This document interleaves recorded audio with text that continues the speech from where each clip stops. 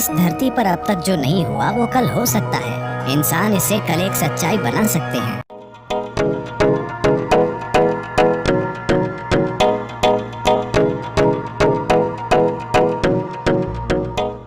कोई काम किए बिना भी आप वो बना सकते हैं जो आप चाहते हैं, अगर आप इन 4 आयामों को एक दिशा में रखते हैं और कुछ समय तक उन्हें उसी दिशा में स्थिर रखते हैं। अब उन्हें विश्वास है कि शिव उनके लिए ये करेंगे और ऐसा होगा। तो क्या शिव खुद आकर आपका घर बनाएंगे? नहीं। मैं चाहता हूँ कि आप समझें, ईश्वर आपके लिए छोटी उंगली भी नहीं उठने मन को अपने तरीके से रखने की शक्ति नहीं रखते। तो दुनिया में हम जो बनाते हैं वो भी बहुत संयोग से और उल्टा सीधा होगा। तो अपने मन को अपने तरीके से बनाना ही दुनिया को अपने तरीके से बनाने का आधार है। योग विद्या में एक अद्भुत कहानी है। एक दिन एक आदमी टहलने निकला। वो लंबी सैर के लिए गया। संयोग से अनजाने में वो स्वर्ग में चला गया। सौभाग्य है ना? वो बस टहलते हुए स्वर्ग जा पहुंचा। इस लंबी सैर के बाद वो थोड़ा थक गया था, इसलिए उसने सोचा, अरे मैं थक गया हूँ, काश मैं कहीं आराम कर सकता। उसने चारों ओर देखा। वहाँ एक अच्छा पेड़ था जिसके नीचे बहुत ही गद्देदार घास थी। वो सब इतना अच्छा था कि वो गया और वहीं लेटकर सो गया। कुछ घंटों के बाद वो जागा। अच्छी तरह से आराम मिल चुका था तो उसने सोचा, अरे आराम तो मिल गया, पर मैं भूखा हूँ, काश मेरे पास खाने के लिए कुछ होता। और उसने उन सभी अच्छी चीजों के बारे में सोचा जिन्हें वो अपने जीवन में खाना चाहता था, और तुरंत ही वे सारी चीजें उसके सामने आ गईं। आपको ये समझने की जरूरत है कि वहाँ की सेवा ही ऐसी है। भूखे लोग सवाल नहीं पूछते। खाना आया और उसने खाया, पेट भर गया। फिर उसने सोचा, अरे मेरा पेट भर गया है, काश मेरे पास पीने के लिए कुछ होता। सभी अच्छी चीजें जो वो पीना चाहता था, उसने उनके बारे में सोचा और वे सभी उसके सामने आ गईं। पीने वाले भी सवाल नहीं पूछते, तो उसने पी लिया। अब थोड़ी शराब अंदर जाने के बाद, आपको पता है चार्ल्स डार्विन ने कहा था, आप सब बंदर थे, आपकी पूंछ गिर गई। मैंने नहीं, चार्ल्स डार्विन ने बताया कि आप सभी बंदर थे और आपकी पूंछ गिर गई और फिर आप इंसान बन गए। हाँ, पूंछ जरूर गिर गई, लेकिन बंदर जो मन स्थापित नहीं होता उसे योग विज्ञान में हमेशा मरकट कहते हैं, क्योंकि मरकट का मतलब बंदर होता है। हम मन को एक बंदर क्यों कह रहे हैं? एक बंदर में क्या गुण होते हैं? बंदर के बारे में एक बात यह है कि वो बेवजह हिलता डुलता रहता है। बंदर के बारे में एक और बात है, अगर मैं कहता हूँ आप किसी को देखकर बंदर की तरह कर रहे हैं, इसका क्या मतलब है? नकल करने वाला। बंदर और नकल ये दोनों शब्द एक ही मतलब रखने लगे हैं। तो बंदर के ये 2 बुनियादी गुण वाकई ऐसे मन के गुण भी हैं जो स्थापित नहीं है। गैर जरूरी हिलना डुलना आपको ये बंदर से सीखना जरूरी नहीं है, आप बंदर को ये सिखा सकते हैं। और नकल, मन हर पल नकल करता रहता है। तो जब ये दोनों गुण होते हैं तो एक मन को बंदर कहा जाता है। तो ये बंदर उसके अंदर सक्रिय हो गया। उसने इधर उधर देखा और सोचा, ये क्या हो रहा है? मैंने खाना मांगा, खाना आया। मैंने पीने के लिए मांगा, शराब आई। यहाँ चारों ओर भूत होंगे, और भूत आ गए। अरे भूत आ गए, वे मुझे घेरेंगे और मुझे यातना देंगे, उसने सोचा। तुरंत भूतों ने उसे घेर लिया और उसे मारने पीटने लगे। फिर वो दर्द से चीखने लगा और बोला, अरे वे मुझे मार देंगे, और वो मर गया। अभी उसने कहा था कि वो भाग्यशाली है। समस्या ये है कि वो कल्प वृक्ष के नीचे बैठा था। उसने खाना मांगा, खाना आ गया। उसने पीने के लिए कहा, शराब आई। उसने भूतों की बात की, भूत आए। उसने पिटाई मांगी, पिटाई मिली। और उसने मौत मांगी, वो मर गया। अब जंगल में इन कल्प वृक्षों की तलाश में मत जाना। इन दिनों मुश्किल से एक पेड़ दिखता है। एक अच्छे से स्थापित मन, एक मन जो संयुक्ति की स्थिति में होता है, उसे कल्प वृक्ष कहते हैं। अगर आप अपने मन को संगठन के एक निश्चित स्तर तक व्यवस्थित करते हैं तो ये पूरी प्रणाली को व्यवस्थित करता है। आपका शरीर, आपकी भावना, आपकी ऊर्जा सब कुछ उसी दिशा में व्यवस्थित हो जाती है। जब आपके ये चारों आयाम, आपका भौतिक शरीर, आपका मन, आपकी भावना और मौलिक जीवन ऊर्जाएं एक दिशा में व्यवस्थित हो जाती हैं, जब आप ऐसे हो जाते हैं तो आप जो भी चाहते हैं वो वाकई छोटी उंगली उठाए बिना होता है। आपके काम करने से उसमें मदद मिलेगी, लेकिन कोई काम किए बिना भी activity, you can still manifest what you want. आप वो बना सकते हैं जो आप चाहते हैं, अगर आप इन 4 आयामों को एक दिशा में रखते हैं और कुछ समय तक उन्हें उसी दिशा में स्थिर रखते हैं। अभी आपके मन की समस्या है कि हर पल ये अपनी दिशा बदल रहा है। ये ऐसा है जैसे आप कहीं जाना चाहते हैं और हर 2 कदमों पर आप अपनी दिशा बदलते रहते हैं, तो आपका मंजिल तक पहुंचना बहुत मुश्किल है, जब तक कि यह संयोग से न हो। तो अपने मन को व्यवस्थित करना और उससे पूरे सिस्टम को और अपने इन 4 बुनियादी आयामों को एक दिशा में व्यवस्थित करना, अगर आप ऐसा करते हैं तो आप खुद कल्पवृक्ष हैं। Anything that you wish will happen. जो भी आप चाहते हैं वो होगा। पर अभी अगर आप अपने जीवन को देखें तो वो सब जिसकी आपने अब तक इच्छा की है, अगर वो हो जाए तो आप खत्म। वे चीजें और लोग जो आपने चाहे, अगर वो सब आज आपके घर में हों, तो क्या आप जी पाएंगे? जब हम इस तरह समर्थ हो जाते हैं तो ये बहुत महत्वपूर्ण है कि हमारी शारीरिक क्रिया, भावनात्मक क्रिया, मानसिक क्रिया और ऊर्जा क्रियाएं नियंत्रित और ठीक दिशा में हों। अगर ऐसा नहीं है तो हम विनाशकारी, आत्मविनाशकारी बन जाते हैं। अभी यही हमारी समस्या है। जिस तकनीक को हमारे जीवन को सुंदर और आसान बनाना चाहिए, वो सभी समस्याओं की जड़ बन गई है। हम अपने जीवन के आधार को नष्ट कर रहे हैं, जो कि धरती है। तो जो एक वरदान होना चाहिए था, हमने उसे एक श्राप बना दिया। पिछले 100 वर्षों में हमें आराम और सुविधा के जबरदस्त स्तर मिले हैं, जो हमारे जीवन के लिए खतरा भी बन गए हैं, सिर्फ इसलिए कि हम सचेत होकर काम नहीं कर रहे हैं। हम आदतों से मजबूर हैं।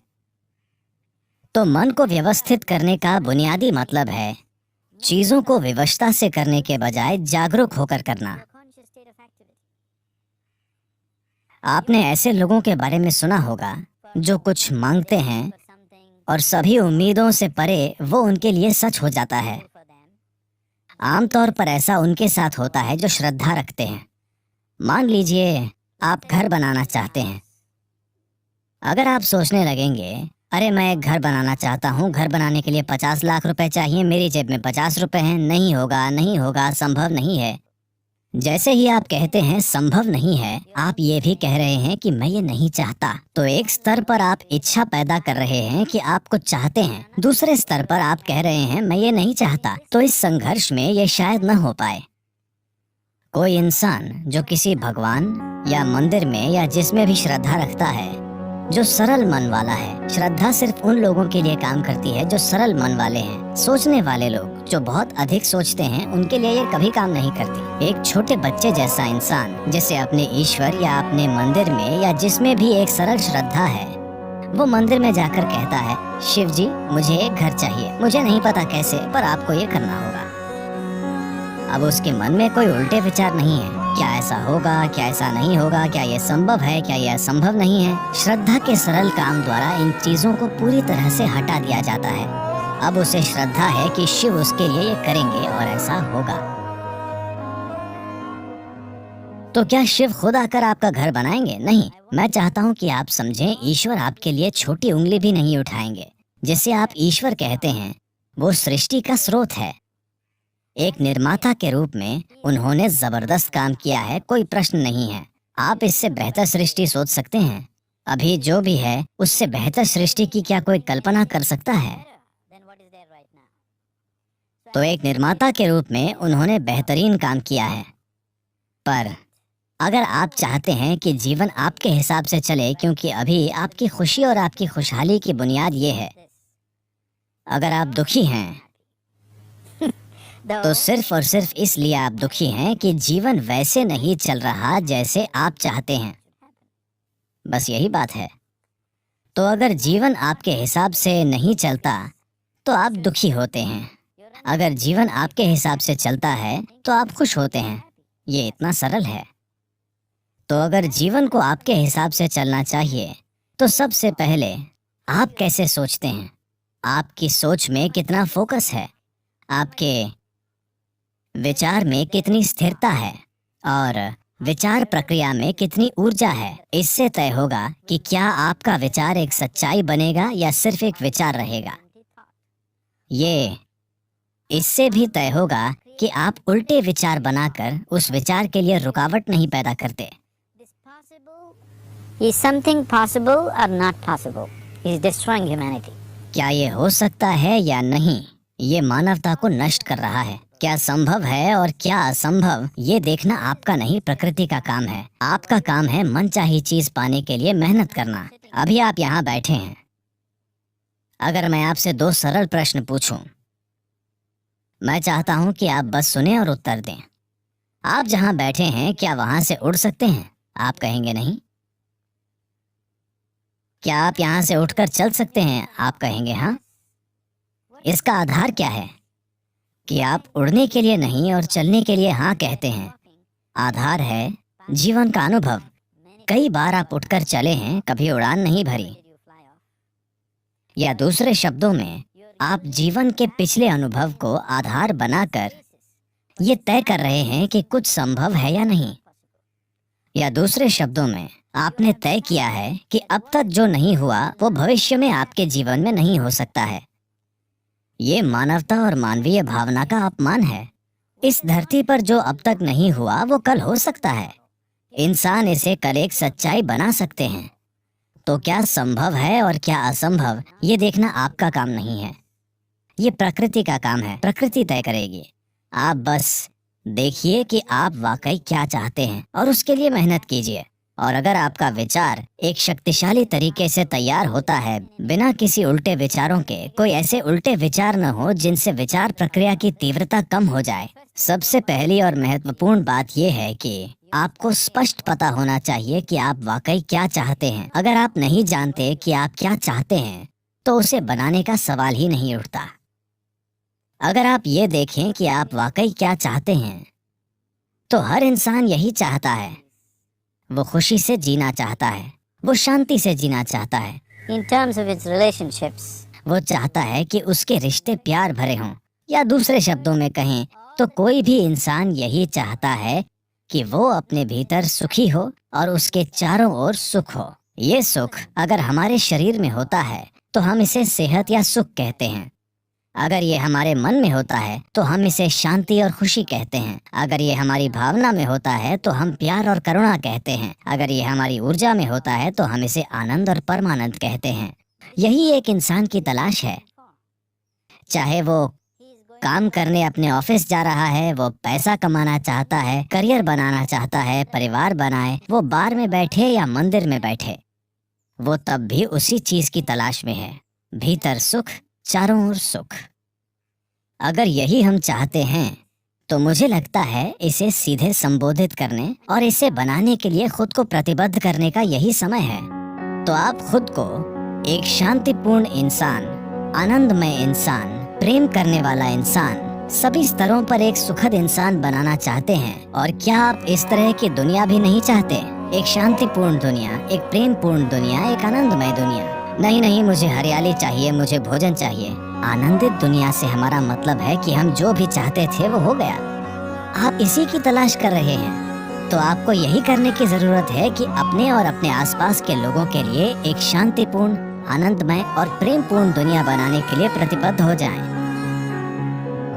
हर दिन सुबह अगर आप दिन की शुरुआत अपने मन में इस सरल सोच के साथ करें कि आज मैं जहाँ भी जाऊँगा एक शांतिपूर्ण, प्रेमपूर्ण और आनंदमय दुनिया बनाऊंगा। अगर आप दिन में 100 बार गिरते हैं तो क्या फर्क पड़ता है? एक प्रतिबद्ध आदमी के लिए विफलता जैसा कुछ नहीं होता। अगर वो 100 बार गिरता है तो 100 सबक सीखने को मिलते हैं। अगर आप खुद को कुछ वाकई अच्छा बनाने के लिए प्रतिबद्ध करते हैं तो आपका मन व्यवस्थित हो जाता है। जब आपका मन व्यवस्थित हो जाता है तो आपकी भावना व्यवस्थित हो जाएगी। भावना का संबंध विचार से है। जब आपका विचार और भावना संगठित हो जाती हैं तो आपकी ऊर्जाएं उसी दिशा में व्यवस्थित हो जाएंगी। जब आपके विचार, भावना और ऊर्जा व्यवस्थित हो जाएंगे तो आपका शरीर व्यवस्थित हो जाएगा। जब ये चारों एक दिशा में व्यवस्थित हो जाते हैं तो आप में मनचाही चीज बनाने और प्रकट करने की जबरदस्त क्षमता होगी। आप कई मायनों में ईश्वर होंगे। जो सृष्टि का स्रोत है वो आपके जीवन के हर पल में आपके अंदर काम कर रहा है। बात सिर्फ ये है, क्या आपने उस आयाम तक पहुंच बनाई है या नहीं।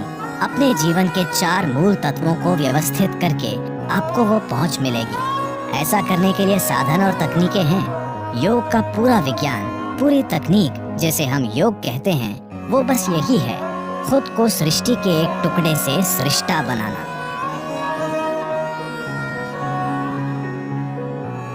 ये मेरी इच्छा और मेरा आशीर्वाद है कि दुनिया में हर इंसान को अपने भीतर सृजन के स्रोत तक पहुंच हो, ताकि वो रचनाकार की तरह यहाँ काम कर सके, न कि सिर्फ एक रचना के रूप में।